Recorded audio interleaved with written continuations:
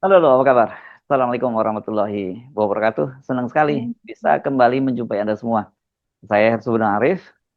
Dan saya Gebeta senang sekali menjumpai teman-teman. Yuk kita ngobrol apa Mas Hersu? Ya, seperti biasa kita ajak Anda untuk baca-baca berita dan kemudian kita akan bicara eh, di balik beritanya apa gitu ya. Kan off the record tagline-nya kan membaca berita di balik berita. Walaupun sebenarnya kalau off the record Ya. itu sebenarnya nggak boleh di apa dibocorin. Tapi sebenarnya dengan berbagai macam cara wartawan tuh bisa sebenarnya membocorkan off the record. Kalau kita mungkin akan memberikan behind the scene-nya dan juga konteksnya ya kira-kira seperti itu ya Mbak Gia.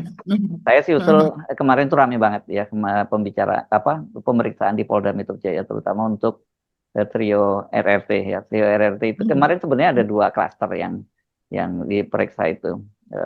Satu klaster pertama Trio RRT itu menghadirkan tiga orang saksi, yakni ini yang pertama adalah Profesor Din Samsudin, ini mantan ketua Umum PP Muhammadiyah dan kemudian kalau Pak ini nggak udah nggak bukan yang hal baru.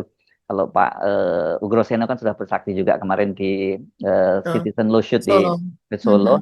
Satu lagi Sobari. Sobari ini Muhammad Sobari ini menarik. Ini orangnya Gus Dur, pernah jadi dirut LKBN Antara. Dia seorang kolumnus yang sangat produktif dulu ya, tapi sekarang kelihatannya lebih senang juga tampil di podcast. Sekarang dia punya podcast sendiri Betul. yang kemudian akhirnya podcastnya itu dia di kanal anak bangsa ya, yang dilaporkan oleh Betul. Egy Sugijana. Nah, gitu.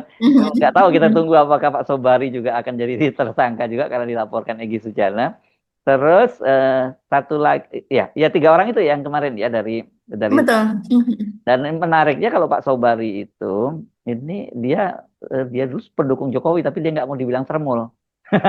Kata dia termul itu bayaran. Sementara kalau kalau saya kan enggak, saya mendukung ide gitu. Tapi seperti ide gagasan karena cocok dengan Jokowi. Tapi seperti jutaan ilmuwan lain karena dia menyebut dirinya sebagai ilmuwan tentu saja ketipu sama Jokowi. Nah, sementara kalau dari klaster satu kemarin rupanya tidak dua saksinya tidak bisa hadir karena ada dua orang, satu akademisi dari Medan orang tuanya meninggal dunia, terus saya lupa namanya, ke satu lagi ada Dokter Ganjar dari ini Ganjar anu ya Ganjar Laksana ya kalau nggak salah, ini dosen Ya. ahli ahli hukum pidana dari Universitas Indonesia juga kemarin sibuk. Jadi yang fokus perhatian publik kemarin memang pada tiga orang itu, Pak Din, terutama Pak Din saya kira ya. Kalau Sobari ya kita menarik tapi lucu juga kita lihatnya. Ya. Ya, karena kalau Kang Sobari sudah sering tampil ya, Mm-mm. sudah sering apa kritis begitu kan, Mm. memberikan pendapat-pendapat kritis di berbagai podcast karena dia Mm. laris, termasuk yang laris Mas Hersu untuk diundang sana sini. Mm. Dan pernyataan-pernyataannya sekarang ya sangat-sangat vulgar begitu. Mm. Sebagaimana dulu ketika dia masih menjadi pendukung Jokowi kan Oh iya juga ya. sangat-sangat vulgar. Vulgar juga ya dulu ya. Vulgar luar biasa dengan kata-kata Oh, yang jarang diucapkan oleh orang gitu jadi ya. nggak berubah dong sikapnya, cuman sekarang berbeda side-nya aja, berbeda berbeda sisinya Betul. aja gitu ya. Jadi dulu Oh, rupanya dia terbohongi seperti atau apa yang dia terkiwir-kiwir, terkiwir-kiwir. Ya. dulu dia begitu memuja Jokowi begitu Mm-mm. ya. Dan pemujaannya seringkali kalau saya lihat memang kok nggak logis padahal Pak Pak Ahmad Sobari Muhammad Muhammad Sobari ini kan Sobari. seorang Mm. ya seorang kolumnis, penulis, memiliki buku-buku dan Dia nulisnya di eh, mana? Di Kompas ya dulu ya Mbak ya. di Kompas Mas Hirsu tiap hari saya baca dan saya suka tertawa sendiri karena memang dia sering sentil sana sentil sini dan Mm. sentilannya itu eh apa ya eh khas gitu ya, unik unik uniknya Sobari di situ Jawa begitu. ya kan, gaya Jawa ya sebenarnya ya. Gaya Jawanya itu dan sering memakai kosakata bahasa Jawa yang menurut dia tidak bisa diterjemahkan dalam bahasa Indonesia dulu kan kalau menulis. Memang Jadi benar, memang benar bahasa Jawa itu banyak yang tidak bisa diterjemahkan ke bahasa Indonesia ya. Bukan bukan chauvinis, tapi memang seperti itu. Oke, lanjut.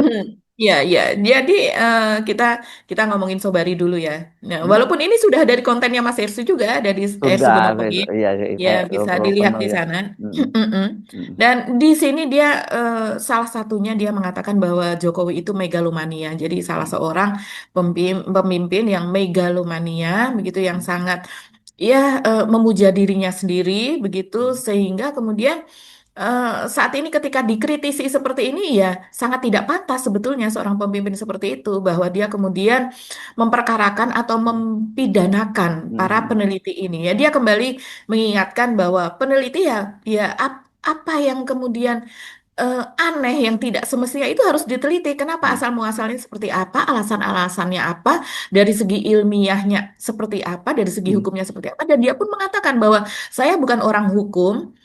Tapi saya adalah pensiunan dari LIPI, Lembaga Ilmu Pengetahuan Indonesia ya, yang sekarang sudah Oh, masuk ke dalam BRIN. berarti saya baru Jadi, tahu kalau dia itu aslinya LIPI ya. Ini jadi Pak Sobari itu LIPI, Kang Sobari itu ya. iya, Dulu ada iya, ya, juga kan seorang Sobari saya itu LIPI.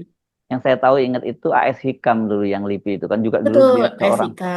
mm, dulu seorang pengamat Mhm. yang sangat pengamat politik yang sangat juga banyak di apa banyak dibicara banyak jadi rujukan gitu. Tapi ketika kemudian dia ditunjuk oleh Gus Dur menjadi Menteri Ristek, nah itu yang banyak orang kemudian jadi terbingung-bingung gimana ceritanya gitu. Ya, ya. Jadi banyak ya yang di LIPI itu yang memang menjadi apa pendukung Jokowi ketika Mm-mm. itu karena memang mereka meneliti mungkin di bidangnya tapi tidak terlalu meneliti bagaimana Jokowi tersebut begitu ya Mas Ersu. Jadi bagaimana ketika kiprahnya ketika di Solo apa dan sebagainya. Jadi pada kesaksiannya kemarin sebagai ahli ya dia pun dipanggil begitu diajukan oleh RRT tim RRT itu sebagai ahli. Dan dia ini seorang budayawan banyak tulisan-tulisannya yang kaitan dengan budaya begitu. Jadi ya dia memberikan kesaksian atau pendapat atau opini sebagai apa yang dia ketahui sebagai budayawan. Dan Hmm. coba kita lihat ya, kita dengarkan apa yang dikatakan oleh Sobari. Jangan ada yang menulis kata termul untuk saya. Itu sangat tidak menggambarkan kebenaran. Saya seorang ilmuwan yang mendukung Jokowi itu karena idealisme. Idealisme saya dan berjuta-juta kaum ilmuwan mendukung. Tapi berjuta-juta itu kan tertipu. Ya biasa saja kita tertipu itu nggak apa-apa. Ketika tertipu kita tidak lagi mendukung. Idealisme kita itu tidak bisa dijalankan oleh dia. Gagasan-gagasan dari dia bahwa dia itu orang kampung, bahwa dia itu orang kelas bawah, bahwa dia itu tidak korup, itu ternyata tidak bisa dipanggul. Jadi saya tidak pernah menjadi termul karena termul itu kan orang bayaran toh. Masa aku dibayar yang edan? Enggak pernah. Para ilmuwan itu semuanya tidak ada yang mendapat uang rokok. Rokok saja nggak dapat. Nah, itu deklarasi tingkat awal. Yang kedua, saya hadir di sini sebagai orang yang akan menjelaskan dunia keilmuan dalam bidang kebudayaan. Nah, yang dijelaskan itu metodologi penelitian. Itu akan saya gambarkan mulai dari datangnya inspirasi meneliti sampai merumuskan proposal sampai merumuskan instrumen penelitian. Jadi ada metode-metode yang diikuti dan ada instrumen-instrumen yang mendukung metode itu. Jadi secara keilmuan saya akan pertanggungjawabkan bahwa yang dilakukan ini tidak ada sesuatu apapun, sekecil apapun yang menyimpang dari kaidah-kaidah keilmuan. Saya merasa perlu harus menjelaskan peran ketiga orang itu. Ketiga orang ini mewakili komunitas bisu dunia ilmu pengetahuan, komunitas bisu kaum intelektual, komunitas bisu warga masyarakat pada umumnya. Dalam urusan menyatakan kebenaran dengan segenap risiko, tidak terlalu banyak orang berani. Tapi tiga orang ini berani. Nah, mayoritas golongan akademisi, golongan ilmuwan, golongan intelektual, golongan aktivis, mayoritas itu orang yang sedang nyanyi sunyi orang bisu. Itu terminologi Pramudia Anantatur. Nyanyi sunyi orang bisu. Oh, mereka tidak. Mereka ini oracle. Mereka ini resi. Mereka ini begawan. Nah, yang dilakukan oleh mereka itu tiga tokoh ini sedang menjalankan apa yang namanya the role of intellectuals. Sebutannya saya ilmuwan ahli bidang kebudayaan. Ilmuwan itu ahli dalam urusan metodologi karena saya pensiun peneliti LIPI. Nah, saya menjamin di bawah sumpah bahwa penelitian Ibu Dr. Tifa, penelitian Dr. Rismon, penelitian Kanjeng Roy itu secara ilmiah dapat dipertanggungjawabkan dan saya menjamin tanggung jawab itu.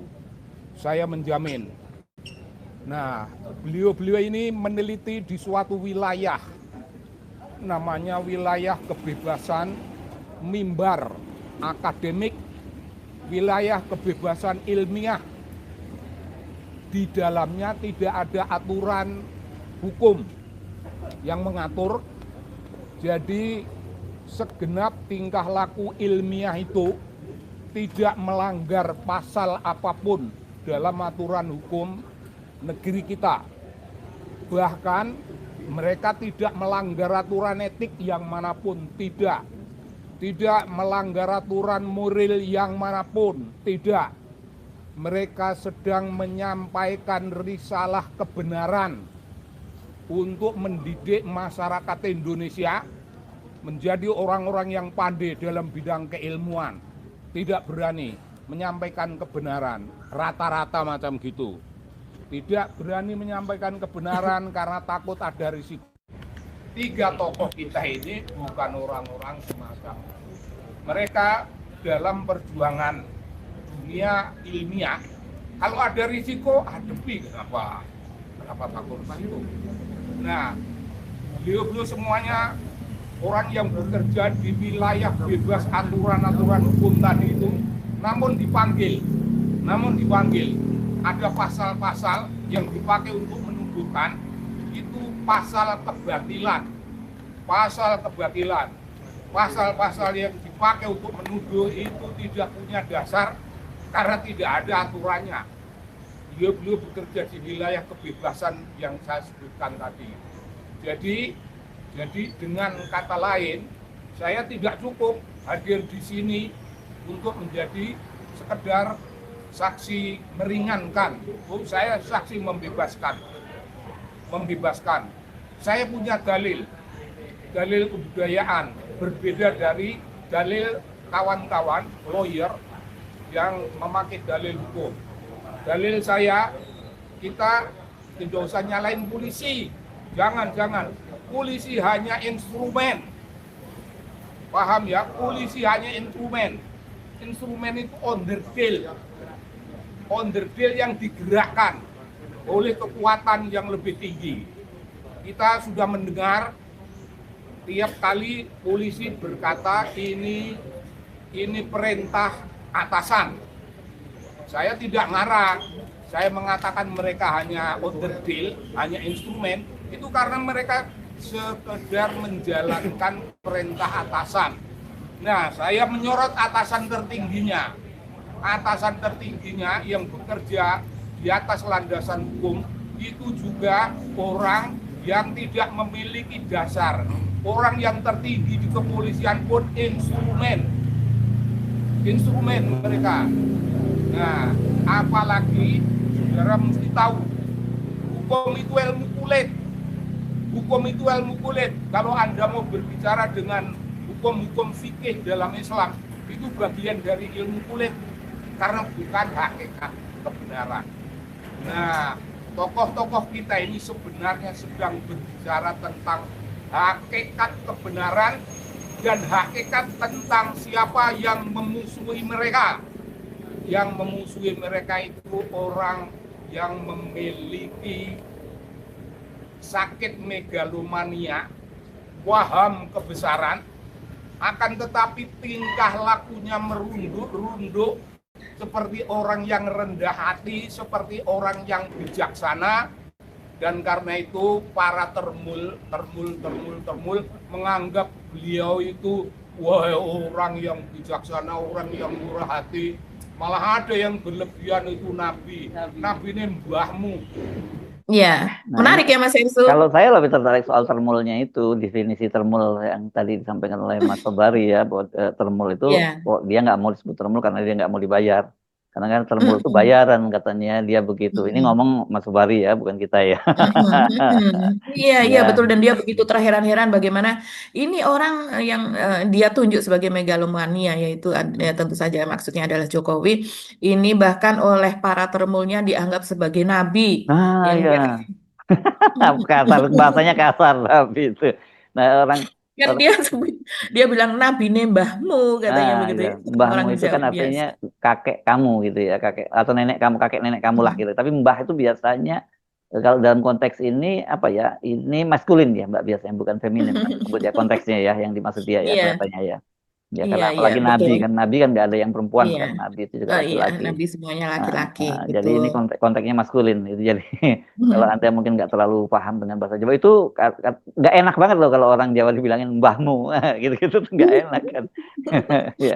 Ya, artinya tidak bisa dipercaya kalau Mm-mm. seseorang Mm. menceritakan tentang sesuatu ya, Mm. orang Jawa begitu ngobrol, kemudian Allah, mbahmu gitu kan, Nah, gitu nggak kan. percayalah kita Ya dengan apa berarti dari yang keturunan kita udah terus gitu. keturunan dari berapa itu kalau mbahmu keturunan 3 keturunan nggak dipercaya dong kalau mbahmu itu berarti gitu ya. Iya, iya, dan apa yang dikatakan oleh Sobari yaitu bahwa saya bukan termul karena saya tidak dibayar. Yang dibayar itu adalah mereka. Mereka itu yang dibayar itu pantas disebut sebagai termul, Hmm. begitu. Jadi, Hmm. tapi kalau kita melihat Mas Hersu, memang kan pada rezim Jokowi itu memang ada anggaran, bahkan itu dianggarkan secara resmi di Hmm. APBN, begitu, bahwa memang ada anggaran untuk sosialisasi, anggaran untuk apa yang istilahnya tuh itu, begitu, sosialisasi program-program pemerintah apa dan sebagainya, tapi sesungguhnya itu adalah untuk membayar para buzzer begitu ya. Buzzer-buzzernya Ya. ini bisa Hmm. dari key opinion leader atau disebut sebagai KOL gitu dalam apa dalam istilah-istilah sekarang dalam pemasaran, dalam propaganda dan sebagainya Ya. kan seperti itu. Begitu juga dengan Ya. influencer gitu yang biasanya Hmm. Hmm. mereka Hmm. tampil di Instagram, apa Hmm. mereka ada di Twitter apa dan sebagainya, Ya. tapi umumnya ada di Dan Instagram. ini Mereka dibayar. ya ya ini tradisi baru dalam politik Indonesia ya soal buzzer ini karena kita ingat sebenarnya itu dimulai dari Pilkada DKI Jakarta tahun 2012 Betul.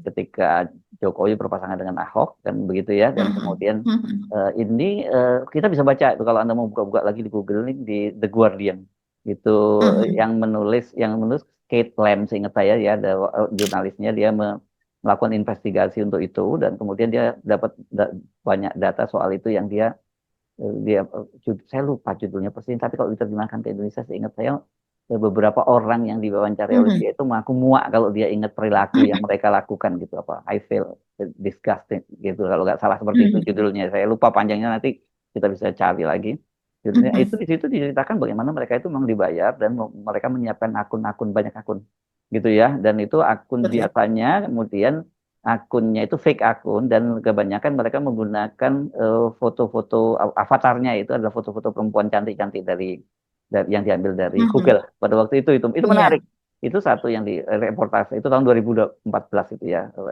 tahun 2012 ya ke pilkada tahun 2012 yang waktu itu Justmap ya namanya ya Mbak Agi ya yang dimulai itu dan Betul. saya juga ingat ada sebuah penelitian lagi dari universitas saya lupa kalau nggak salah kerjasama dengan salah satu universitas di Belanda dan sebagai atau yang lain lupa saya. Tapi juga mereka melakukan penelitian dan itu jelas memang dibayar seperti Anda katakan tadi itu dan Iya. itu ada level-levelnya dibayar itu Iya. berapa. Bahkan nilai bayarannya Nah, disebutkan di iya situ. itu. Jadi memang nggak salah juga kalau Pak Sobari tentu sebagai seorang ilmuwan dia tentu punya dasar juga untuk menyatakan itu yang Dan betul. peneliti, Uh, jaringannya luas juga, pasti Iya. dia juga dengan Nah, soal tapi itu. kenapa kok kemudian disebut termul itu gimana kok asalnya itu ya Mbak Gita? Kemudian dari ternak Mulyono. Ternak itu kan artinya binatang yang mudah digiring ke sini ke kanan dan ke sana kemari gitu atau Dikasih makan, yang dikasih makan dan dipelihara. dipelihara gitu ya dan apapun dia nurut ya gitu. Apapun yang dilakukan oleh tuannya dan bahkan kalau ternak itu sampai disembelih juga dia pasrah aja kan gitu ya. Ya, Oke ini itu bermula dari uh, saat debat wakil uh, presiden, calon wakil oke. presiden, Mas Hersu. Oke ya. Jadi Gimana itu? sebelumnya belum ada Hmm. istilah termul tersebut. Jadi Kapan? ketika Debat Presiden 2024 maksudnya? Wakil Presiden 2024 antara Oke. Gibran dengan Nah. Pak Mahfud ya. Oh, Jadi oke. waktu itu mereka membicarakan soal pajak. Jadi Mm-mm. ketika itu eh, Gibran mengibaratkan warga masyarakat atau perusahaan-perusahaan atau pengusaha atau apapun itulah ya yang Mm. mereka ini tentu saja yang kemudian dipajaki Mm. sebagai penghasilan negara nantinya Mm. itu dia sebut sebagai ternaknya kita pelihara dulu begitu. Saya mohon maaf, saya tidak ingat persis kalimatnya seperti apa, tapi kurang lebih seperti itu. Jadi Hmm. ini ibaratnya ini sebuah peternakan, maka kemudian kita pelihara dulu ternaknya itu, kita gemukkan ternaknya itu Oh, dulu, baru dipotong baru nanti gitu ya. baru kemudian Disembelih. dipajaki lah kurang lebih itu. Hmm. Nah, itulah yang menjadi viral ketika itu, bagaimana dia menggunakan terminologi itu, yang kita juga bisa bayangkan itu sepertinya bukan bahasanya Gibran, itu bahasa konsultannya, ya kan yang Kalau kita Gibran kita pasti tahu ya. AI yang diomongin kita Betul. didik seluruh rakyat AI, dulu tuh AI robotik. dulu ya, robotik semuanya dulu, baru nanti kok akan generasi cemas generasi emas 2045 gitu kalau nggak salah. Ya. Iya, iya betul. Iya, dan itu menjadi narasi yang diperbincangkan dengan saya. Ini apa sih maksudnya seperti itu? Hmm. Apalagi dia kemudian berangan-angan begitu kalau tidak salah rasio apa namanya akan dinaikkan. Jadi pokoknya tidak Lapangan wajar. pekerjaan 19 juta. 19 juta lapangan pekerjaan kan yang bagi ya. Oh, jadi dari situ ya Ternyata asalnya ya. menjadi 19 juta buzzer, Mas Ersu, itu dipelesetkan Oh. oleh netizen. Ah, Janjinya 19 juta lapangan kerja, ternyata 19 juta buzzer karena sekarang buzzernya makin banyak. kerja juga dong itu kan. Ternaknya Pekerjaan makin banyak. pekerjaan juga kan itu kan sekarang. Iya. Iya, iya, oke. Jadi itu lapangan kerja juga, Oh, Mas jadi Ersu. dari situ asalnya dan kemudian dia ngomong di Iya, peternak dan Mulyono itu adalah nama Jokowi waktu masih kecil gitu. Jadi di situ mulai kemudian jadi itu. betul. Saya sendiri, Iya. tapi ini luar biasa ya netizen itu menimbulkan kosakata baru di dalam dan itu masuk terminologi politik sekarang ya, termul itu ya. Jadi Iya, ya, iya. Dan walaupun dari pihak Gibran, dari pihak hmm, Jokowi gitu, para termul ini kemudian ingin memasukkan kosakata ternis ya sebagai ternak Anies, ya nggak nendang Mas Erzu, ya nggak ada karena yang memang nggak ada realitasnya Anies nggak begitu. gitu, nggak bisa karena Ya, Anies tidak beternak. Anies, iya, kalau dibandingkan sebagai calon wakil presiden yang lain, dia hmm, dengan ekonomi yang pas-pasan lah untuk apa untuk nyapres begitu kan, sehingga harus dibantu pihak lain. ya, Bagaimana mungkin seorang Anies itu beternak gitu, yang dia jual adalah pikiran, yang dia jual adalah gagasan atau ide ya, sejauh ini bahkan. ya. Jadi agak Nggak aneh nggak memang para enak termul memang kalau kalau termul termul enak ya bu, dengernya enak ternis ya. nggak enak ya. Nah, tapi kita Apa. juga kita sering dengar juga misalnya ternak teri katanya begitu antara anak antar Hmm. istri ah itu kayak gini enak gitu tapi kalau nggak kurang deh kurang enak ya. Ya, enak gitu Mas Ersu. Nah, Terwo oh yang ada juga yang sekarang nyebutnya terwo nggak enak juga apa ya itu? ternaknya Prabowo gitu kayak ada juga mulai ada yang menggunakan itu tapi nggak pas menurut saya nggak enak ya. Lagi langsung Enggak enak. Kalau ngeluh gitu kita ya. lebih lebih ke kalau Prabowo itu lebih apa ya? Ya memang relawan ya, seperti Ya, itu. ya, Eh, Lebih kayaknya aneh kalau Pak Pak Prabowo beternak. Padahal justru Pak Prabowo ini kan beternak kuda, beternak sapi, ya, ya, nah, ya, melakukan ternak betulan itu dan ya, ya, ya, ya, dan, ya. apa ya bagus gitu karena saya pernah ke kandang sapinya. Ya. Namanya kandang sapi tempat peternakan sapinya dan mereka semua sehat-sehat, gemoy-gemoy gitu. Oke. Jadi mudah-mudahan rakyatnya juga bisa gemoy, Mbak. Jangan hanya sapinya aja ya. Ya, Mudah-mudahan. oke, lanjut. Balik lagi. Oke, kita berpindah dari Kang Sobari ya. Mm-mm. Kang Sobari ini unik begitu, walaupun belakangan itu memang dia apa ya orang udah tahu lah walaupun dia ini ahli tapi memang sudah berbalik lah dari Jokowi karena dia sudah mulai sadar sebenarnya yang sadar seperti Kang Sobari ini banyak sekali teman-teman. Dan mereka ini adalah para tokoh, mereka ini para ilmuwan, mereka ini memiliki jabatan tertentu di masanya gitu sekarang sudah sadar. Nah kemudian yang berikutnya adalah Profesor Din Samsudin. Nah kalau ini bukan termul sangat bisa dipastikan ini orang yang kritis ya seperti disebutkan Mas Ersu, dia adalah mantan Ketua Umum PP Muhammadiyah.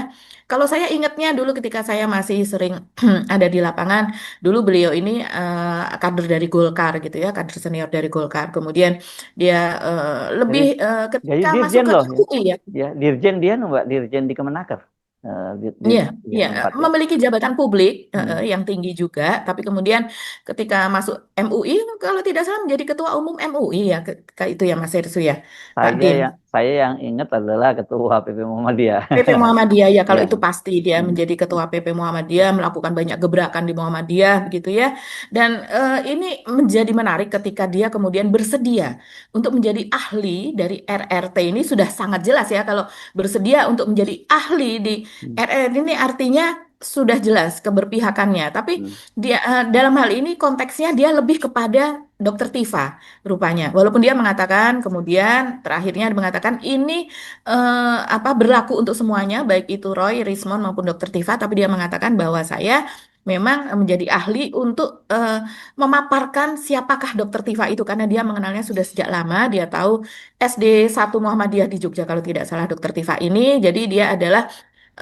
apa anak bimbingnya Muhammadiyah, dan kemudian setelah Dokter Tifa ini kemudian menjadi dokter, dia ikut membantu Din Samsudin dalam organisasinya apa dan sebagainya. Jadi mereka ini adalah kawan dekat lah. Jadi ini murid, nah, Pak Din adalah profesornya, kurang lebih demikian. Nah, dia menyatakan dalam konteks itu dia juga mengatakan bahwa menurut pendapat pribadinya apa yang dilakukan Jokowi dan juga tuduhan yang kemudian disematkan kepada mereka sehingga mereka kemudian menjadi tersangka, yaitu bahwa mereka ini melakukan pencemaran nama baik, melakukan fitnah apa dan sebagainya yang dituduhkan dengan pasal-pasal tertentu itu, menurut Profesor Din Samsudin itu di luar nalar, di luar logika hukum, Di di luar luar nurul. etika dan Ya. moral. Hmm.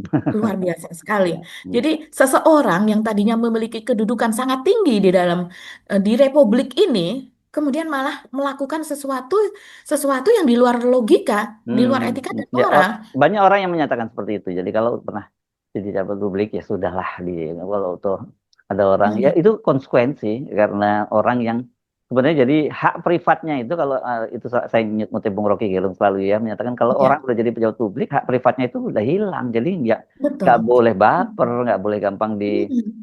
ini kan gitu ya. Itu yang Ya. Dan menurut Pak Din, dia mengatakan bahwa ini terbalik. Bagaimana mungkin mereka ini ditersangkakan, kemudian mereka akan disidangkan, sedangkan ijazahnya sendiri yang dipegang oleh Jokowi dan sekarang itu disita oleh Polda Metro Jaya, yang diklaim sebagai ijazah asli tersebut tidak pernah masuk ke dalam persidangan dan tidak pernah disidangkan dan tidak pernah nah diteliti apakah itu itu betul asli atau tidak. itu yang Jadi ini ya, terbalik, kayak ya. dapat ijazah SMA dulu baru kemudian cari ijazah SMP begitu kan? Ya, ini menarik ya Pak Din. Tapi mungkin kita dengar dulu ya kesaksiannya Pak Din dulu ya. Oke, ya. Saya datang dengan penuh kesadaran untuk menjadi ahli dalam kasus pentersangkaan Dr. Tifauzia Tiasuma, baik karena dia adalah anak didik Muhammadiyah di SD Muhammadiyah 1 Yogyakarta, dan juga bersama saya di beberapa organisasi. Tapi lebih daripada itu, saya terdorong dan tergerak atas motivasi menegakkan kebenaran dan keadilan demi ketuhanan yang Maha Esa.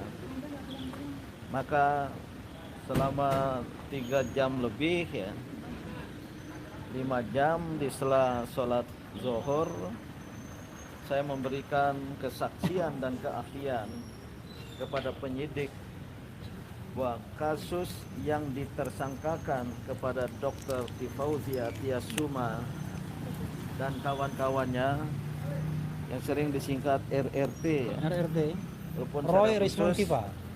Saya memberikan keahlian atas Dr. Tifauzia. Saya nyatakan bahwa ketersangkaan itu atau penersangkaan itu tidak sesuai dengan nilai-nilai etika, moral maupun hukum dan politik yang saya pahami. Alasannya adalah Dr. Tifauzia Tiasuma dan kawan-kawannya mengajukan gugatan tuduhan atas pemalsuan ijazah oleh Joko Widodo.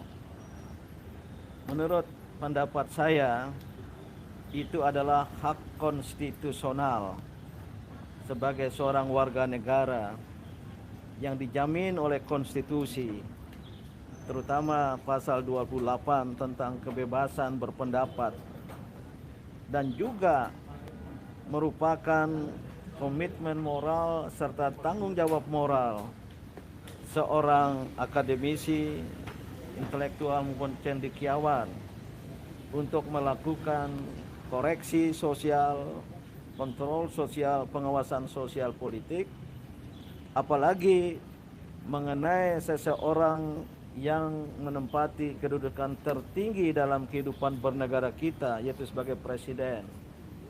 Maka tanggung jawab moral ini sangat tepat untuk ditujukan. Oleh karena itu, apa yang dia dan mereka lakukan dengan mengajukan gugatan itu siogianya diproses secara hukum terlebih dahulu. Kalau seandainya tuduhan mereka benar, maka mereka tidak tepat untuk ditersangkakan sebagaimana disebut dalam pasal dalam tajuk kasus ini adalah pencemaran nama baik, fitnah, manipulasi data dokumen, fitnah dan penghasutan publik. Itu sungguh di luar logika hukum, etika dan moral yang saya pahami, terutama berdasarkan nilai-nilai agama Islam. Rasa keadilan saya terusik ketika yang melakukan itu atas nama banyak orang, ya, RRT ini justru ditersangkakan. Ini adalah pembalikan nilai-nilai keadilan. Maka ini terus terang akan menjadi hal yang dilawan oleh rakyat, kalau tidak sebagian besar rakyat, dan saya yakin kaum cerdik pandai ya akan ikut terlibat. Banyak yang diam, termasuk saya tidak tampil di depan, namun bersetuju, dan inilah saatnya untuk memberikan pembelaan lewat keahlian yang saya miliki. Nah, saya ingin menyoroti tadi pernyataan Pak Din tadi soal poin yang tadi itu sampai sekarang status ijazahnya itu belum dibuktikan kan keasliannya. Itu yang sekarang kemudian menjadi ramai setelah Dr. Bonatua itu mendapatkan ijazah aslinya, kopi ijazah asli, salinan ijazah asli yang sudah dilegalisir dari KPU, dan ternyata itu identik dengan apa yang diunggah oleh Dian Sandi Utama, kader PSI ya. Dan pada waktu itu kan Dian Sandi Utama kan sempat juga sowan ke Pak Jokowi, dan dia mendapat dua hal. Pertama, dia katanya Pak Jokowi menyatakan bukan order dari Pak Jokowi. Katanya Pak Jokowi tidak pernah memerintahkan untuk mengunggah itu. Kita nggak tahu yang benar seperti apa. Yang kedua, dia mendapat kepastian bahwa itu memang itu ijazah asli yang dimiliki oleh Pak Jokowi. Itu versinya Pak Jokowi seperti itu. Dan inilah yang kemudian yang menjadi dasar kenapa kemudian mereka melakukan penelitian. Kan begitu ya Mbak Agi ya, trio RRT melakukan penelitian. Ada kronologisnya. Ya, nah seperti itu. Nah, kalau kemudian mereka itu dijadikan tersangka dalam kasus ini, apalagi dengan undang-undang ITE karena mengubah bentuk ijazah itu dan sebagainya, harusnya menurut mereka yang ditersangkakan itu ya Dian Sandi, bukan mereka gitu, karena mereka menggunakan data itu dari Dian Sandi. Ini yang jadi persoalan satu kan, dan itu juga dibenarkan oleh Bonatua bahwa ini memang identik gitu ya, mereka tidak menyebutkan sama, identik dengan ijazah yang diunggah oleh Dian Sandi. Yang kedua seperti yang dikatakan oleh Pak Din tadi, kalau sampai sekarang belum ada ijazah aslinya, belum jelas, belum ada ketetapan. Nah ini yang yang kita mesti garis bawahi ya, ada ketetapan dari hakim. Nggak boleh dari Bareskrim aja yang menyatakan bahwa ini hasil puslapor dan ini identik dengan yang lain, dan walaupun kemudian ternyata nggak identik, nggak bisa begitu. Maka jadi ya nggak bisa. Dasarnya apa mereka jadi tersangka kalau ijazahnya belum? Karena Jokowi pun sampai sekarang masih belum menunjukkan ijazahnya itu ke muka hakim seperti yang dia sampaikan, kan begitu. Dan saya yakin sampai terakhir nanti sidang CLS juga di Solo itu juga tidak akan ditunjukkan ijazahnya. Jadi dasarnya apa gitu? Karena itulah kemudian sekarang kan mereka ini seperti katakan oleh Refli Harun menuntut untuk dilakukan tes di laboratorium forensik yang independen. Jadi dia udah menghubungi dua institusi di sini, katanya independen, katanya tapi nggak bersedia, nggak tahu, nggak dijelaskan apa ininya, alasan nggak bersedia, dan akan ada satu lagi yang masih ditunggu, institusi independen untuk melakukan tes ulang untuk second opinion gitu. Tapi kalau tidak juga dia merencanakan bawa ke Singapura untuk bawa ke luar negeri. Ya, tapi pertanyaannya bersedia nggak polisi memberikan ijazah itu? Saya kira kalau kan ini sekarang dalam penguasaan penyidik ya, karena disita oleh penyidik. Kalau Iya. semangatnya untuk menegakkan kebenaran, why not gitu. Dan saya kira Mhm. harusnya kalau memang itu ijazahnya Pak Jokowi itu asli, dia merasa itu asli, Mhm. silakan Mhm. aja mau ke ujung dunia, mau ke Antartika gitu. Kalau Mhm. minjam Mhm. istilahnya Pak Prabowo, monggo diperiksa, tapi harus dikawal gitu ya, supaya polisi harus menjamin keamanannya supaya nggak ada perubahan-perubahan gitu ya. Karena kalau ada perubahan-perubahan yang asli dan sebagainya itu nanti bisa merugikan Pak Jokowi sendiri juga gitu. Kalau kalau laboratoriumnya itu independen, karena orang banyak yang Mhm. curiga kan selalu sekarang ini setiap kali jumpa pers selalu menjelaskan, terutama dokter Tifa, oh ada perubahan ini, oh ada hologram dan jangan diomongin dong, nanti disesuaikan, ada yang ngomongin begitu, saya baca di netizen. Tapi kan nggak bisa, kalau di lab itu nanti yang diperiksa bukan hanya soal hologram, bukan hanya soal Mhm. Mhm. stempel, bukan hanya soal tanda tangan, tapi soal kertas. Itu yang saya kira nggak bisa Iya, di usia. bawah usia kertas itu Mhm. ya, gitu. Itu yang nggak bisa Mhm. dibawakan, kan ada jejak apa itu? Bukan Jejak karbonnya. jejak karbon, bukan jejak Mhm. ekologis atau ya dengan apa gitu. Oke, jadi itu yang saya kira sekarang ini jadi menarik dan harusnya polisi juga membuka apa mendengar juga dong logika-logika semacam itu yang disampaikan oleh para saksi, keterangan saksi ahli dan sebagainya. Karena memang belum ada dasarnya menjadikan Pak Jokowi itu menjadikan mereka-mereka itu tersangka karena kalau disebut memfitnah mencemarkan nama baik, loh, dicemarkan apa orang mereka Ah. menyebut ijazahnya palsu kan kira-kira gitu ya. Iya, iya, betul. Dan ini adalah ranah penelitian. Nanti peneliti jadi takut kalau yang terjadi seperti ini. Karena kenapa diteliti? Karena memang untuk menjawab berbagai kejanggalan, untuk menjawab berbagai pertanyaan, itu tugas dari peneliti. Kalau seandainya terjadi perdebatan di ranah publik, itu kan kita pasti selalu jawabnya begini, ya diteliti dulu sajalah. Hmm. Ayolah diteliti, siapa yang mau meneliti, kira-kira ini yang benar yang mana. Kalau kalau tidak ada penelitian, dari kepolisian sendiri kan juga ada penelitian, penyidikan, penyelidikan, kan seperti itu juga Mas Hersu sebetulnya. Jadi eh, penelitian ini sesuatu yang sangat wajar dan jangan ditakuti begitu. Nah, sekarang dengan peneliti dikriminalisasi seperti ini, padahal hasil penelitiannya itu semuanya ada dasarnya, yaitu dan dasarnya itu adalah dari kader PSI sendiri yang sampai sekarang masih menjadi kader PSI begitu dan bahkan sowan ke rumahnya Pak Jokowi walaupun dikatakan Pak Jokowi mengatakan, iya betul yang diunggah itu adalah salinan dari ijazah saya, tapi saya tidak pernah menyuruh Dian Sandi untuk mempublikasikan hal tersebut. Terus pertanyaannya sebetulnya ya, Dian Sandi dapat dari mana? Katanya ngakunya Kok dia waktu dari kawannya Pak Jokowi yang ada di NTT sih, dia ngakunya begitu ya betul? pada waktu Tapi itu. Tapi kalau kalau saya kawan yang di NTT ya ini sampai sekarang juga tidak dijadikan saksi loh Mas Hersu. iya Padahal dia iya iya, nggak misalnya dia jadi saksi utama begitu ya, karena Hmm. dia ikut berperan di dalam Iya, kenapa eh, nggak dia aja jadi verifikasi saksi itu. gitu ya? Kenapa kalau Betul. di Rince Mhm. dan siapa waktu itu yang dijadikan saksi gitu ya? Nah, Yohana. ya ini memang menarik karena eh, harusnya kan logikanya kalau memang yang mengubah dokumen ya, ya eh, si Dian Sandi yang dijadikan tersangka. Dian Sandi sudah diperiksa loh kalau nggak salah 2 kali ya, seingat saya ya Ya, dia periksa. sudah diperiksa, betul. Ini Mhm. jadi memang Kalau memang kalau soal kegaduhan ya dia menjadi awal dari kegaduhan ini betul juga betul begitu ya. betul gitu ya. Nah, ada lagi Mas Ersu informasi pada hari yang sama juga itu ternyata ada sidang di Komisi Informasi Semarang. Oh Di iya. Nah, ini iya, Komisi Informasi Semarang ini sekarang jadi apa? Komisi Informasi ya. Ini sekarang jadi menarik ya Komisi karena Informasi, tadinya kan betul. nggak pernah dilirik sama sekali. Tapi sekarang sidang-sidangnya ternyata mengambil keputusan yang cukup menggemparkan dan yang membuka kemudian yang memaksa KPU menyerahkan ijazahnya itu kan karena Komisi Informasi Pusat ya, gitu ya. Iya, Ini iya. saya membayangkan Mhm. kok kayak dia jadi kayak pemadam kebakaran dengan damkar dengan polisi jadinya kayak gitu. Sekarang lebih lebih terkenal damkarnya gitu.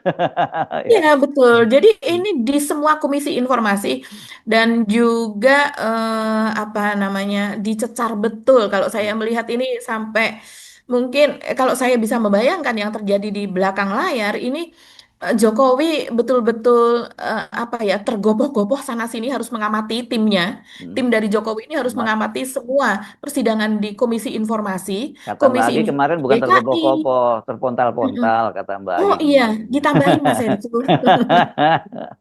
Jadi Iya. Komisi Informasi DKI, Komisi Informasi Pusat, Komisi Informasi Semarang, Komisi Informasi Nah, Daerah. tapi Jadi ya kalau memang Semarang apa betul-betul urusannya ini Mbak Agi? Kan kalau Pak Jokowi itu kan pernah mengajukan ininya ke KPUD Solo, ya kan 2 kali. ya. pilkada, KPU DKI Jakarta dan KPU RI. Kalau yang Betul. KPU Jakarta kan sudah juga Sudah selesai. udah mendapatkan kopinya, Iya. dan kemudian Komisi KPU RI juga sudah dua ijazah Betul. 2014 dan 2019 ya. Nah kalau Mhm. kemudian yang Semarang apa? Kalau Solo belum ya, Solo belum dapat. Kalau Semarang apa, Mbak? Mhm. Iya, Semarang ini tingkat yang lebih tinggi ya dari Solo begitu. Jadi Solo Oh, ininya di sidangnya, majelisnya itu ada di Semarang. Dan hmm. di Semarang ini sengketanya dengan Sekda Solo. Sekda Solo yang Saya kita ingat, tahu ya. saya ingat. Sekda ini dulu Iya. yang pernah membongkar bagaimana perilaku Pak Jokowi ketika menjadi wali kota Solo ya, Pak? Yang itu Ya, bukan? menjadi wali kota Solo, iya, iya, Nah, ya. Tapi kalau ini sekarang secara formil ya, sekdanya. Jadi eh, sekda itu kan dia yang dan apa? Sekretaris daerah ya, Iya, sekretariat daerah, sekretaris bukan daerah, bukan sekretaris daerahnya ya, bukan orangnya ya, tapi betul. lembaganya.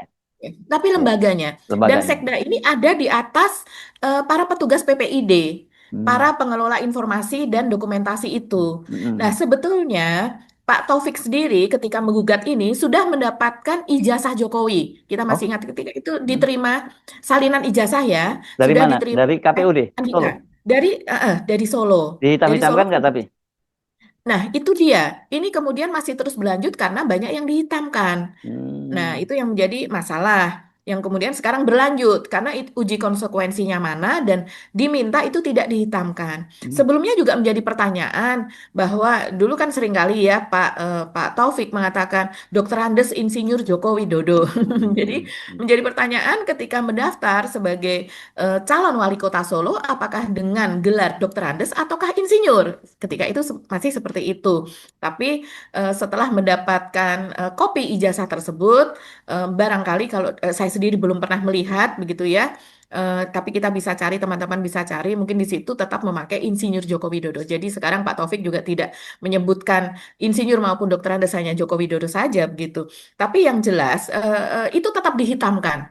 Nah, apakah itu sama dengan yang ketika Pak Jokowi apply sebagai Gubernur DKI Jakarta dan juga sebagai calon presiden dan kemudian dilegalisir tahun berapa, tanggal berapa, oleh siapa? Itu juga penting. Nah, kemudian untuk Taufik, kantor Muhammad Taufik, kantor pengacara atau kantor hukum itu juga mewakili Bonatua dalam hal ini sebagai prinsipal. Jadi double nih Mas Hersu. Dan Bonatua yang dimintakan memang tidak hanya ijazah Jokowi, sebagaimana permintaan dari Bon Jovi di eh, KIP Jakarta. Itu kan juga tidak hanya memintakan ijazah S1-nya Jokowi.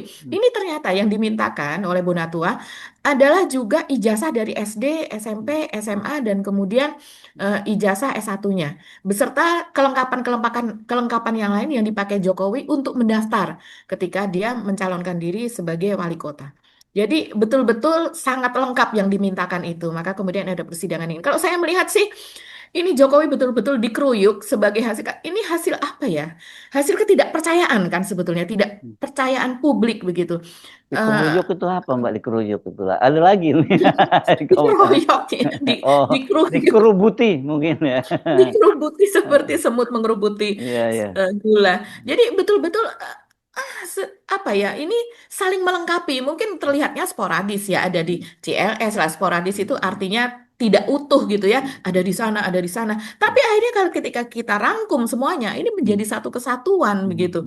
Ya di Solonya sendiri juga udah berapa kali kan di Solo Mas Hersu ini dipersoalkan, kemudian di Semarang, kemudian di DKI, kemudian di pusatnya, ya di KPU, ya di Sekda, ya di apa namanya PPID-nya harus selalu siap untuk menjawab semua ini, bongkar-bongkar semuanya dan sebagainya. Dan Jokowi sendiri tentunya dalam hal ini kalau kita melihat dia berusaha menggunakan pengaruhnya ini kan konsentrasinya harus kemana-mana, fokusnya terbagi-bagi begitu. Ini luar Nah, biasa memang. dan sekarang Baru nggak punya dulu baru ya. ini kita punya Kalau bekas dulu presiden yang ya, seperti ini.